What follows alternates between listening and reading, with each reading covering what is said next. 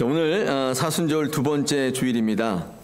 전에도 말씀을 드렸지만은 우리 기독교 절기 중에 그 자체의 의미보다는 이 준비하는 기간으로서의 절기가 두 가지 있다고 말씀드렸는데, 하나가 사순절이고 또 하나가 대림절입니다. 사순절은 부활절을 준비합니다.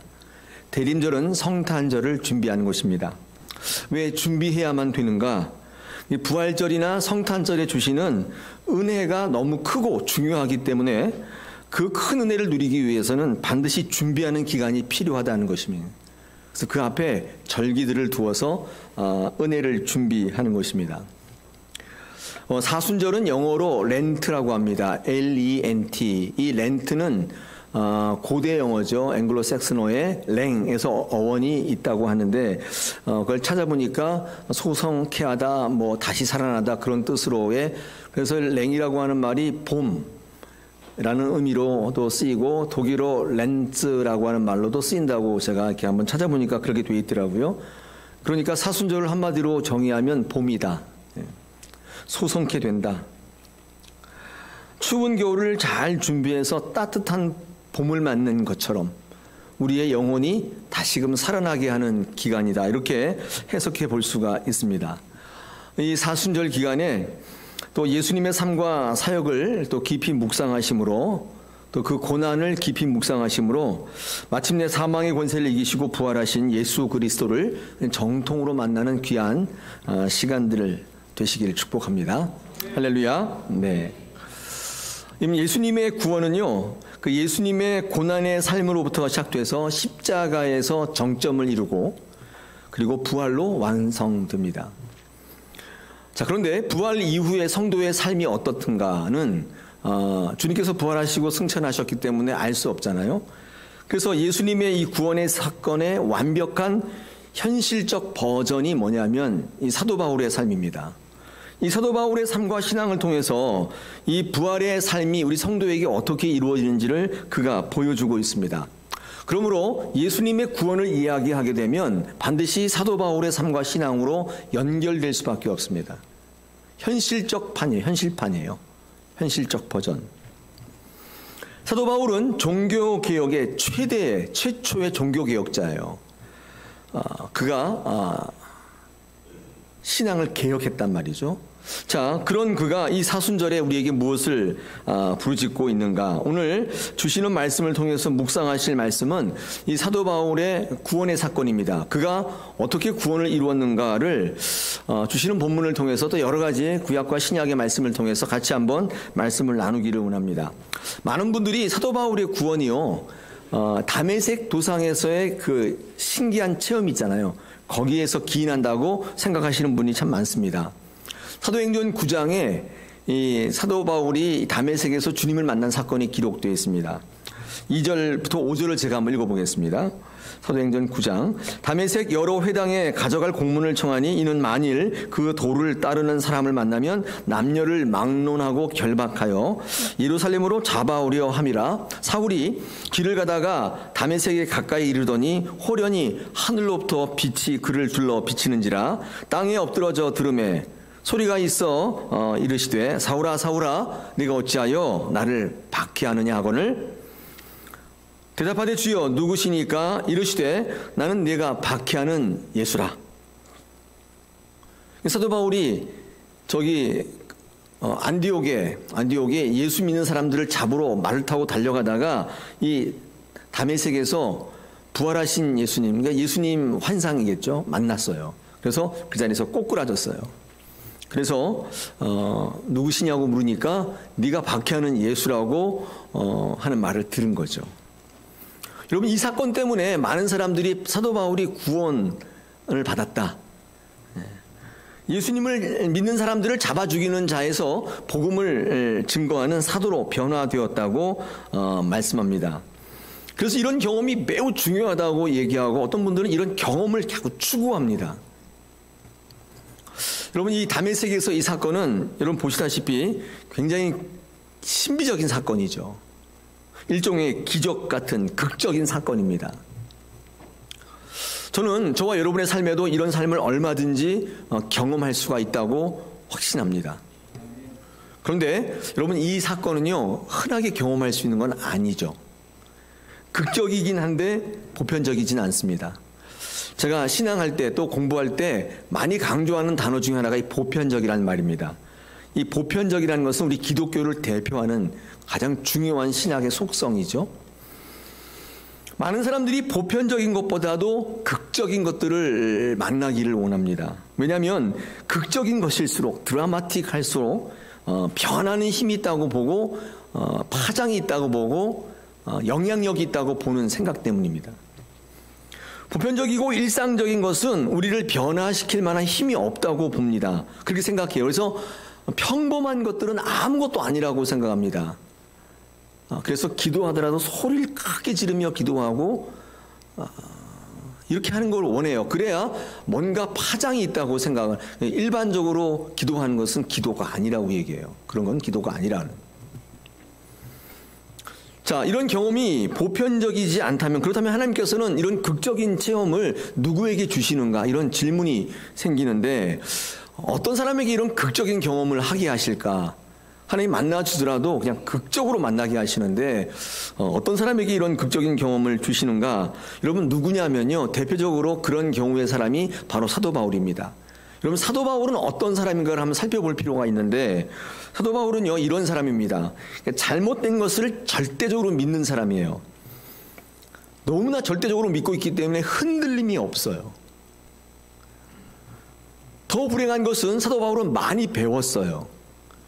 많이 알고 배웠는데 잘못 알고 있는 거예요. 그런 전형적 케이스예요. 사도 바울은 하나님에 대해서 능통한 사람인데 하나님을 잘 알고 있었는데 잘못 알고 있었어요. 그래서 이 땅에 오신 예수 그리스도가 하나님이라는 사실을 모르는 사람이에요. 알고는 있는데 잘못 알아서 그것을 절대적으로 믿는 사람. 이런 사람들은요, 논리 싸움으로는 설득이 안 됩니다. 설명 갖고는 되지가 않아요. 이런 사람들에게는 뭐가 필요하냐면 극적인 체험이 필요해요. 충격 요법이 필요해요. 꼬꾸라지는 경험을 하게 되는 거예요. 여러분, 꼬꾸라지고 싶으세요? 손 들어보세요. 나는 극적으로 만나고 싶어. 이런 설교를 가지고는 난 못 만나. 난 그런 거 가지고는 구원을 체험 못해. 나는 꼬꾸라져야 돼. 한번 손 들어보세요. 제가 기도해 드릴게요. 꼬꾸라지도록. 하나님이 말씀하시는 가장 보편적이며 가장 확실한 구원은 말씀을 통해서 온다는 것이, 말씀을 통해 말씀하신다는 것이 보편적이죠. 제가 지금 보편적이라는 말을 또 썼는데, 초대 교회 이름이 가톨릭입니다. 이 가톨릭이라고 하는 말의 뜻은 보편적이라는 뜻이죠. 왜 이런 이름을 초대 교회에 주셨는가? 이유가 있습니다. 누구나 다 예배하고 누구나 다 하나님을 만날 수 있고 누구나 다 구원을 받을 수 있다는 기독교의 가장 기본적인 정신을 반영한 거예요. 이는 유대교회가 가지고 있는 특정주의에 정한 것이며, 또한 하나님이 주시는 구원은 모든 민족, 모든 인종, 모든 사람의 차별 없이, 관계없이 모든 인류에게 주시는 구원의 복음이라는 대원칙을 천명한 것, 그게 가톨릭입니다. 로마서 3장 21절 22절에서 사도 바울이 다음과 같이 고백하죠. 이제는 율법 외에 하나님의 한 의가 나타났으니 율법과 선지자들에게 증거를 받은 것이라 곧 예수 그리스도를 믿음으로 말미암아 모든 믿는 자에게 미치는 하나님의 의인이 차별이 없다. 보편적이라는 뜻이죠. 믿기만 하면 누구든지 다 구원을 얻는다. 이게 가톨릭이에요. 하나님이 원하시는 것은 특별한 믿음이 아니라 보편적이며 일상적인 믿음을 원하세요. 이게 무슨 말이냐면 하나님을 섬길 때에 그 믿음이, 그 삶이, 그 신앙이 여러분의 삶이 되길 원하시는 거예요. 삶이 되는 신앙을 원하신다 그 말이에요. 특별한 신앙, 이벤트와 같은 신앙, 그런 걸 원하는 게 아니라 여러분의 삶이 그냥 신앙 되기를 원하는 거예요. 그게 가톨릭이에요. 신앙을 특별한 것으로 여기는 분들이 참 많습니다. 삶과 이렇게 구별해요. 삶은 삶이고 신앙은 신앙이다. 이렇게 생각하시는 분이 많습니다. 그렇기 때문에 사도 바울은요, 예수 그리스도의 신앙을 본받아 어떤 얘기를 하냐면 보편적 신앙을 자꾸 얘기하는 거예요. 이 말이 뭐냐면 예배가 삶이 되어야 한다고 얘기하는 거예요. 기도가 여러분의 일상이 되라고 말하는 것입니다. 특별할 때만 예배하고 어려울 때만 기도하는 게 가장 큰 문제예요. 왜 그렇습니까? 일상이 아니란 말이에요. 이벤트예요. 평상시에는 여러분이 일상이에요. 여러분의 삶이 주간인데 어떤 특별한 일이 있으면은 이벤트로 신앙으로 넘어와요. 그런 게 문제예요. 물론 안 하는 것보다 훨씬 좋긴 한데 여러분 신앙을 통해서 성장하고 부흥하시려면 신앙이 여러분의 삶이 되면 돼요. 네. 특별할 때만 하지 마시고 예배하고 기도하는 게 여러분의 삶이 일상이 되게 하셔야 돼요. 일상이 된다는 말을 가장 쉽게 제가 늘 설교할 때 밥이라고 얘기합니다. 밥이 일상이에요. 아침에 일어나시면 꼭 뭐예요? 밥 드시죠? 식사 안 하세요? 근데 어떤 분은요, 밥을 이벤트로 드세요. 가끔씩 드세요. 절대로 건강할 수 없습니다. 절대 생명으로 이어갈 수 없어요. 생명으로 이어가고 건강하려면 밥 먹는 게 삶이어야 돼요. 좀 달리 표현할 방법이 없어요. 밥이 그냥 일상이셔야 돼요. 싫어서 먹고 좋아서 안 먹고 그런 게 아니에요. 그냥 무작정 드셔야 돼요. 싫어도 드셔야 돼요. 그게 삶이잖아요. 그럴 때 정상적인 생활이 돼요. 신앙도 똑같습니다. 신앙이 여러분의 삶의 일상이 될 때 그때부터 건강한 신앙, 파워풀한 신앙, 무엇인가가 성장하고 부흥하는 신앙이 돼요. 그렇지 않겠습니까? 그러므로 왜 능력이 없습니까? 왜 성장이 없습니까? 이유는 하나님 앞에 나가는 게 일상적이지 않기 때문이에요. 하나님 앞에 나가는 것이 특별한 일이에요. 목적성이 있는 이벤트였기 때문에 그렇습니다. 이런 마태복음 6장 33절에 보니까 그 나라와 그 일을 먼저 구하라. 그리하면 이 모든 것들 너에게 주시리라. 여러분 삶이 신앙의 삶이 되면 그러면 아무 일이 안 일어납니까? 그렇지 않아요. 이 삶이 되었다는 것은 내 삶의 모든 것의 우선순위가 되었기 때문에 하나님께서 여러분이 원하는 것들을 다 채워주세요. 제가 금요일 날 두 가지 복 그러면서 현실적인 복, 영적인 복 이걸 얘기하는 게 아니라 하나님이 주시는 복, 사단이 주는 복 이렇게 구분을 했었어요. 하나님 주시는 거에는요 영적인 복뿐만 아니라 이 물질적인 복도 다 포함되어 있어요. 이걸 나누시면 안 돼요. 먼저 하나님 앞에 나가는 것이 일상이 되면 여러분에게 모든 것을 주시는 하나님이신 줄로 믿습니다. 어저께 따뜻한 하루에서 우리 시무 예배가 있어서 제가 설교를 했었는데 이 여호수아 5장 12절의 말씀을 가지고 설교했었거든요. 제가 한번 읽어봐 드리겠습니다.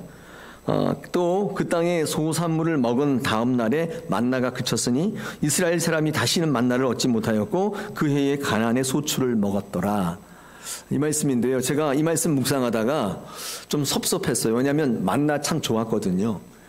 광야를 살아가면서 만나 있잖아요. 뭐 노력하지도 않았는데 그냥 공짜로 부어주는 거잖아요.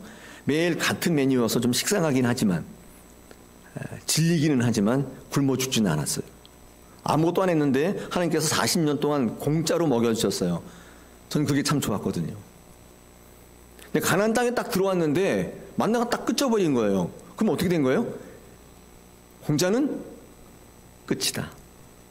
뭐 이런 거 아니에요? 그러니까 제가 좀 섭섭하더라고요. 저는 가나안 땅보다도 광야가 좋은 것 같아요. 그냥 공짜로 먹을 수 있는, 노력하지 않고도 땀 흘리지 않고도 먹을 수 있는 이 광야 땅. 여러분 이스라엘 백성들이 광야의 삶을 지나고 가나안 땅에 딱 들어왔을 때 뭘 했냐면 제일 처음에 유월절 제사를 지냈습니다. 다시 부활했어요. 40년 동안 안 하다가 유월절을 다시 부활시켰는데 유월절이 뭐냐면 이스라엘 백성들이 종되었던 애굽 땅에서 나와서 광야를 거쳐서 하나님께서 약속의 땅으로 옮겨주신 거, 애굽 땅에서 10가지 재앙 가운데 마지막 재앙, 죽음의 사자가 애굽 땅 전역을 휩쓸 때 죽음에서 건져주시고 우리를 종되었던 땅에서 끄집어내서 자유의 땅으로 인도하신 거, 이게 너무 감사해서 가나안 땅에 딱 들어오자마자 이 여호수아가 한 게 뭐냐면 유월절을 지켰다는 거예요. 유월절은 감사의 제사였어요. 그러니까 하나님 보시기에 굉장히 기특하잖아요. 대견스럽잖아요. 그러면 광야에서 내렸던 만나보다 더 좋은 거 부어주셔야 되는 거 아니에요? 근데 만나를 끊쳐버렸어요. 이런 만나는 광야 40년 동안에 경험했던 일종의 신비요 기적입니다.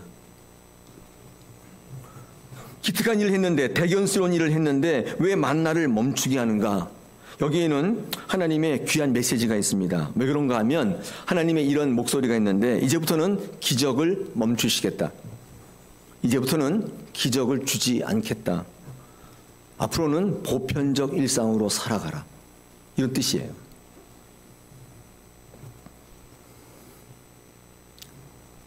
그런 뜻이 거기에 포함되어 있어요. 기적보다는 일상의 능력으로 살아가라. 이렇게 선언하신 것입니다. 왜 그렇습니까? 너희들이 들어갈 가나안 땅은 기적으로는 살 수 없는 땅이라는 거예요.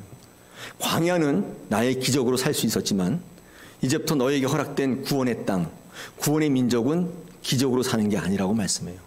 일상으로 살아라. 여러분, 구원받은 사람의 일상은 뭔지 아세요? 예배입니다. 말씀이에요. 그걸 붙잡고 살라는 것입니다. 그게 구원의 민족에게 주신 하나님의 메시지예요. 만나를 끊쳐버렸어요. 앞으로는 하나님의 말씀을 붙들고 매일같이 밥을 먹듯이 그 말씀 붙들고 그 말씀 의지해서 넘어져도 쓰러져도 그 말씀 붙들고 험한 십자가 붙들고 살아야 돼요. 그리고 그 가운데 주시는 은혜를 붙잡고 오늘도 내일도 하나님 앞에 조금씩 가까이 가셔야 돼요. 그렇게 살아가는 땅이 바로 가나안 땅이에요. 사람들은 기적을 매우 좋아합니다. 신기한 거 매우 좋아하는데 기적은 대단한 능력처럼 보이는데 맞습니다. 감탄을 자아내고 환호를 지르게 만들지만 결정적인 것은 기적은 변화를 일으키지 못해요. 그건 제 얘기가 아니에요. 여러분, 사람을 살려내는 것 외에 가장 큰 기적, 성경에 어떤 게 있을까요? 죽은 사람 살려내는 것 외에 어떤 게 있을까요? 제가 성경을 읽으면서 홍해가 갈라지는 게 아닌가 싶어요. 홍해를 제가 건너봤거든요. 아카바만께서 요르단으로 가는 성지순례를 제가 갔다 왔는데 홍해를 건너오면서 굉장히 큰 바다인데 이게 갈라졌다고 상상하니까 그런 기적이 없겠죠. 여러분, 그것을 본 이스라엘 백성들은 변화받지 못했습니다. 성장하거나 부흥하지 못했어요. 다 죽었어요. 광야에서 다 죽었습니다. 뭘 얘기해요? 변화가 그들을 변화시키는, 기적이 변화시키는 게 아니에요. 하나님께서 그걸 알고 계셨어요. 많은 도전과 유혹이 난무하는 가나안 땅에 만나를 뿌려주시는 그 기적을 붙들고 살 수는 없는 거예요. 왜냐하면 거기에 우리가 변화되지 않기 때문에 그래요.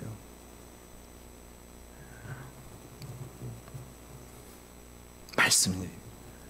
기적 말고 말씀을 붙잡으라는 거예요. 여러분, 말씀은 순간적이지 않습니다. 말씀은 일평생 여러분의 삶에서 일어나요. 오늘도 조금, 내일도 조금, 어떤 날은요 저항하고 반항해서 말씀의 진전이 거의 없고 성장과 부흥도 거의 없을 수 있어요. 그런 세월이 한동안 이어질 수 있어요. 그런데 또다시 회개하고 말씀을 붙들기 시작하면 1cm씩 성장이 일어나기 시작해요. 여러분, 그 성장은 언제 멈추냐면 하나님 앞에 갈 때 멈춰요. 여러분들, 기적은 순간적이에요. 인내와 노력이 필요 없어요. 우리 성경에 뜨겁다는 얘기가 많이 나오는데 여러분, 이 뜨거움은요 꼭 잘 이해하실 필요가 있는데 뜨거움은 모든 것을 다 태워버리는 불의 뜨거움이 아니라 꼭 기억하셔야 돼요. 지속하는 능력이에요. 이 뜨거움을 이야기하는 것입니다. 꺼지지 않는 불이에요. 성경에 나와 있는 불을 한번 면밀히 한번 묵상하시면서 조사해 보세요. 그런 불을 얘기하는 게 아니라 꺼지지 않는 불을 얘기해요. 특히 우리 출애굽기 3장에 보면 모세의 사명을 얘기할 때 하나님께서 뜬금없이 모세 앞에 있는 떨기나무에 불을 붙여주세요. 근데 그 불이 너무 신기해요. 타는데 재가 되지 않아요. 꺼지질 않아요. 그런 모세 떨기에 불을 붙은 것을 보여주시면서 이 모세에게 사명을 줘요. 무슨 말이죠? 너의 사명은 꺼지지 않는 것이다. 지속하는 거예요. 제단에 불을 꺼뜨리지 마라. 그 불은 활활 타오르서 모든 걸 다 살라버리는 강력한 불이 아니라 꺼지지 않는 불이에요. 지속성이 계속 타야 돼요. 꺼뜨리면 안 돼요. 여러분, 성령의 불은 어떤 불일까요? 떨궈서 모든 걸 다 태워버리는 그런 불일까요? 아닙니다. 우리가 성령을 경험할 때 성령은 끝까지 가게 하시는 영이에요. 성령의 불을 임했다 그러면 사명을 받은 자는요, 포기하지 않고 달려가는 것입니다. 사도 바울처럼 달려갈 길을 달려가는 거예요. 믿음을 지키는 거예요. 선한 싸움을 싸우는 거예요. 그게 성령의 불의 사건이에요. 제가 1부 예배 때 그런 얘기 했습니다. 신학교 가면 성령의 불 받은 사람들이 다 와요. 제가 신학교 딱 입학하니까 전국 사방팔방에서 기도 좀 한다 하시는 분들 다 왔어요. 어떤 기도원 계열, 어떤 계열 다 와가지고 막 불이 활활 타오르고 있더라고요. 근데 여러분, 수업을 받으면서 불이 다 꺼져요. 식어요. 교수님들이 뭐라고 설명하시냐면 이상한 말씀들을 하세요. 예수님이 무리를 걷는 게 맞아? 그럼 예수님이 부활한 게 맞아? 이렇게 막 하니까 이 사람들이 이게 뭐야 저거 막 불이 막 다 식어버려요. 그래서 쫙 식혀요. 그 다음에 매일 책만 보고 온 차가운 사람들은요, 불을 지펴서 타오르게 만들어요. 적정 수준을 딱 만들어요. 그래서 졸업시키는 거예요. 그래야 목회 성공할 수 있어요. 안 그러면 제가 그랬잖아요. 다 태워 죽이든지 다 얼려 죽이든지 둘 중에 하나예요. 불로 이런 사람들 가면 다 태워 죽여요. 매일같이 기도원으로 산으로 끌고 다니면서 성도의 삶이 막 피폐되고, 너무 차가운 교회는 다 썰렁해가지고 그렇게 되고. 여러분, 신학교가 그런 곳이에게 딱 적정 온도를 맞추는 거예요. 거기 가서 신학을 하게 되면, 그래서 우리 사고가 굉장히 신앙적 합리주의가 딱 돼요.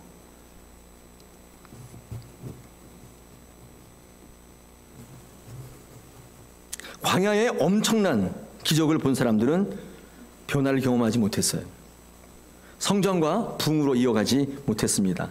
하나님께서는 알고 계셨어요. 만나라는 기적을 가지고는 가나안 땅에 살 수 없는 것이면 그 소산물, 일상, everyday life, 그게 신앙이 되길 원하셨어요. 기도하시는데 이벤트로 하는 게 아니라, 예배하는데 시간 나면 하는 게 아니라 그의 삶이 되길 원하셨고, 그 능력으로 살아가는 땅이 가나안 땅이라고 말씀하셨어요. 믿는 사람들의 일상은 예배일 수밖에 없습니다. 말씀일 수밖에 없어요. 늘 예배하시고 늘 기도하시고 늘 말씀 붙잡으면 그 일상의 신앙의 능력이 되는 줄 믿습니다. 극적인 신앙을 내려놓으시고 활활 떠오르는 냄비와 같이 식어지는 신앙 내려놓으시고 일상의 신앙을 추구하셔야 될 때예요. 나의 평생의 삶을 드리는 거예요. 내 한 부분을 드리지 마시고. 여러분, 사도 바울의 서신서를 읽어보시면 사도 바울은 그 어디에서도 자신의 구원의 근원을 자기의 경험에서 찾고 있지 않습니다. 사도 바울 자신이 철저하게 무너지게 만든 것은 다름 아닌 말씀이었다고 그는 계속 강조하고 있어요. 그는 복음을 증거하는 과정 속에서 오직 예수 그리스도의 말씀만을 증거하며 가르칩니다. 자기의 경험이 자기를 구원케 했다면 그는 이미 신비주의자가 됐을 거예요. 사도 바울의 이런 극적인 경험은 구원의 경험이라기보다는 사실 주님이 부르시는 부르심이었죠. 이런 부르심은 극적일 수가 있죠. 저도 하나님 앞에 부르심 받을 때 그 부르심이 극적이었어요. 그러나 그 부르심을 받은 사람들이 구원에 이르게 하시기 위해서는 하나님께서 일상이 되게 만드세요. 어떤 일이 있어도 변하지 않는. 제가 사도 바울을 읽어보니까 사도 바울의 서신서에 사도 바울이 그렇다고 해서 이런 극적인 경험이 없냐, 신비의 체험이 없냐, 그렇지 않습니다. 굉장히 많이 있어요. 제가 사도행전 16장 순서대로 한번 말씀드려보면 사도행전 그 16장 같은 데 읽어보니까 이 빌립보 감옥에서 이 착고가 저절로 척척 풀려요. 이 엄청난 기적. 그리고 문이 삐그덕 다 열려버려요. 옥문이. 여러분 그거 읽으실 수 있지 않습니까? 그리고 사도행전 19장에 보니까 병을 낫게 하시는데 이 손수건이나 이 앞치마를 사도 바울에 있던 거를 병든 사람이 얹으면 병이 다 나버려요. 그 다음에 사도행전 20장 보니까 심지어 죽은 자도 살려요. 유두고 설교 듣다가 졸다가 떨어져서 죽었잖아요. 살려요. 네. 졸지 마세요. 저는 사도 바울 아니기 때문에. 네. 떨어질 때도 없긴 하지만은, 네. 죽은 자도 살려요. 뿐만 아니라 독사에게 물렸는데 아무렇지도 않아요. 사도행전 28장에 보니까 독사가 확 물었는데 괜찮아요. 사도행전 27장에 보니까 유라굴로라고 하는 태풍을 예견해요. 무슨 기상청도 아니고 슈퍼컴퓨터가 있는 것도 아닌데 다 예언해요. 여러분, 사도 바울의 이 삶을 읽어보면 이 기적이 없는 게 아니에요. 신비한 경험이 없는 게 아닙니다. 그런데 이상하게 사도 바울은 경험주의자나 신비주의자가 아니에요. 그 자기의 경험을 막 간증하고 그러잖아요. 오늘 특별히 주신 본문 한번 보겠습니다. 고린도후서 오늘 12장 1절부터 6절 보시면 거기에 어떤 내용이 기록되어 있냐면 이런 내용이 기록되어 있어요. 자기가 천국 갔다 왔다는 거예요. 여기 삼층천이라는 말이 나오는데 이 삼층천이라는 말은 천국이에요. 이스라엘 사람들은 천국이 세계 하늘 위에 있다고 봤던 것 같아요. 삼층천. 거기를 갔다 왔다는 거예요. 그러니까 우리가 말하는 소위 말하는 입신을 했다는 거예요. 강력한 체험이지 않습니까? 믿는 사람이 할 수 있는 가장 강력한 체험이잖아요. 2절 보니까 셋째 하늘에 이끌려 갔다 왔다. 그런데 내가 몸 안에 있는지 몸 밖에 있는지 잘 모르겠다. 이렇게 얘기하죠. 3절에 보니까 이런 사람을 알고 있다. 근데 이런 사람 마치 남 얘기처럼 하는데 이건 자신의 얘기예요. 내가 했다고 얘기하지 않고 이런 사람을 알고 있다. 이렇게 얘기해요. 이유가 뭘까요? 자기의 경험으로 자랑하고 있지 않아요. 근데 저 같으면 여기서 막 자랑할 텐데, 성도 여러분, 제가 어제 밤 꿈 꿨는데 천국 갔다 왔지 뭡니까? 천국 가니까 아무개 있던데요? 근데 죄송스럽지만 아무개는 없던데요? 그럼 어떤 일이 벌어질까요? 난리가 나겠죠? 사도 바울은 이 엄청난 경험을 마치 자신이 한 게 아니라 남의 이야기처럼 이야기하고 있습니다. 자랑하고 간증해야 할 것 같은데 사도 바울은 이걸 오히려 비판하고 경계하고 있는 것을 봅니다. 오히려 사도 바울은 이거를 신비를 자랑하고 떠드는 게 아니라 오히려 자기의 약함을 자랑하고 있다고 성경은 그렇게 우리에게 증거하고 있습니다. 왜 그럴까요? 아니, 이거 자랑하면 훨씬 좋을 것 같은데, 이거 얘기하면 사람들이 많이 모이고 이야기 들을 것 같은데 왜 사도 바울은 이렇게 하지 않았을까요? 오히려 약함을 자랑하고 약함을 드러내는 것일까요? 사도 바울은 이것을 자랑하는 대신에 자신의 약함을 자랑하면서 자신의 현실적인 삶 속에 고난받고 고통받았던 약한 모습, 그러나 그 약함이 하나님 앞에 있을 때, 주님 앞에 있을 때 강하게 된다는 사실, 다시 말해서 예수 그리스도를 증거하고 있는 거예요.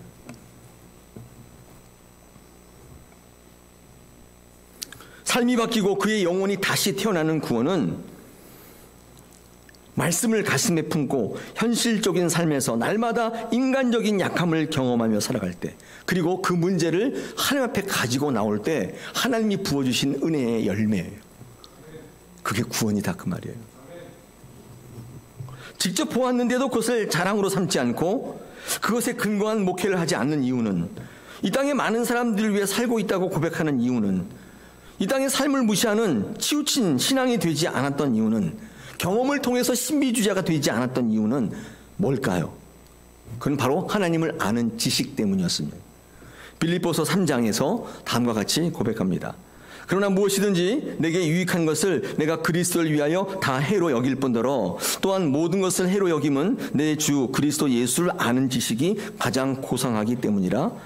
내가 그를 위하여 모든 것을 잃어버리고 배설물로 여김은 그리스도를 얻고 그 안에서 발견되려 함이니 내가 가진 의의는 율법에서 난 것이 아니요 오직 그리스도를 믿음으로 말미암은 것이니 곧 믿음으로 하나님께로부터 나느다. 내게서 났다고 얘기하지 않습니다. 사도 바울은 오히려 이 천국을 이야기하고 자기의 신비한 경험을 이야기하고 능력을 드러냈다면, 그렇게 목회했다면 더 많이 모이는, 더 우러러 보이는 그런 사역을 했을지 모르겠습니다. 근데 결국 그는 그를 붙잡지 않았어요. 오히려 자기가 어디 있는지도 알지 못하는 그런 몽롱한 중에 경험한 천국을 근거하지 않고 하나님의 확실한 약속 위에 섰어요. 그것을 증거하고 그것을 가르치고 그것을 강의했어요. 우리 교회는 어떤 교회예요? 종교격 탐방을 2번이나 갔다 온 교회예요. 무시하지 마세요. 그런 교회가 없어요. 우리 교회는 종교개혁 탐방을 2번이나 갔다 왔어요. 종교개혁에서 뭘 봤냐? 이 천주교의 신비주의를 개혁하는 개혁가들을 봤단 말이에요. 경험주의를 깬 소수의 개혁가를 보고 왔어요. 우리 교회는 그 신앙 위에 바탕이 있는 교회예요. 이래봬도 우리 교회가 그런 교회예요.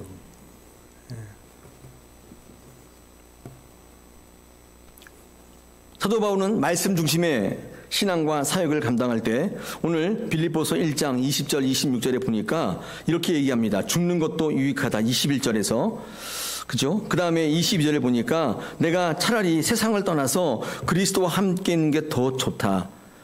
이렇게 얘기합니다. 사도 바울은요, 죽는 것보다도 사는 것보다도 죽는 걸 더 원했던 그런 선교자였습니다. 세상에 좋은 것보다도 하나님의 나라에 유익한 것을 위해서 선택했던 바울입니다. 바울의 삶의 이유는 자신을 위해서가 아니라 오직 성도와 교회를 위해서라고 밝히고 있습니다. 자신이 좋아하는 것보다도 교회를 위해서 하나님의 나라를 위해서 살았던 인물입니다. 사도 바울이 살았던 유일한 이유는 성도들의 믿음의 진보와 성장과 부흥을 위해서였던 거예요. 하나님 안에서 성도들이 풍성해지기를 원했던 것입니다. 우리는 무엇을 위해 사는지 한번 생각해 보셔야 할 줄 압니다. 여러분, 그래서 사도 바울은 불완전한 간증을 통해서 자기의 신앙을 이어간 게 아니라 확실한 예수, 오직 말씀을 통해서 하나님을 증거했던 사람입니다. 천국을 갔다 왔지만 그 간증이 성도의 성장과 부흥에 불필요하다고 생각됐습니다. 이유가 뭐냐면 사도 바울은 자신의 간증을 듣는 많은 사람들이 자신이 보는 바와 듣는 바를 뛰어넘어서 필요 이상으로 지나치게 생각할 것들을 두려워해서 자신의 경험을 성경에 전혀 적지 않았어요. 간증을 회피했어요. 자랑하지 않았습니다. 그 대신 그는 자신의 약한 것을 자랑했습니다. 자기의 육체의 가시, 사단의 사자를 언급하면서 이 모든 것들이 예수를 만났을 때 가장 강하게 되었다고 이야기하고 있습니다. 오직 예수, 오직 말씀을 이야기하는 거예요. 여러분, 사도 바울의 구원의 근거는 그의 능력이나 체험에 있지 않고 어떤 그 뜨거움 같은 데 있지 않고 오직 예수, 오직 말씀에 있었던 거예요. 사도 바울의 구원의 삶은 예수 그리스도 삶의 현실적 확장판이에요. 우리에게 부활의 성도들이 어떻게 살아가야 하는지를 그대로 보여주는 것입니다. 사순절 2번째 주일입니다.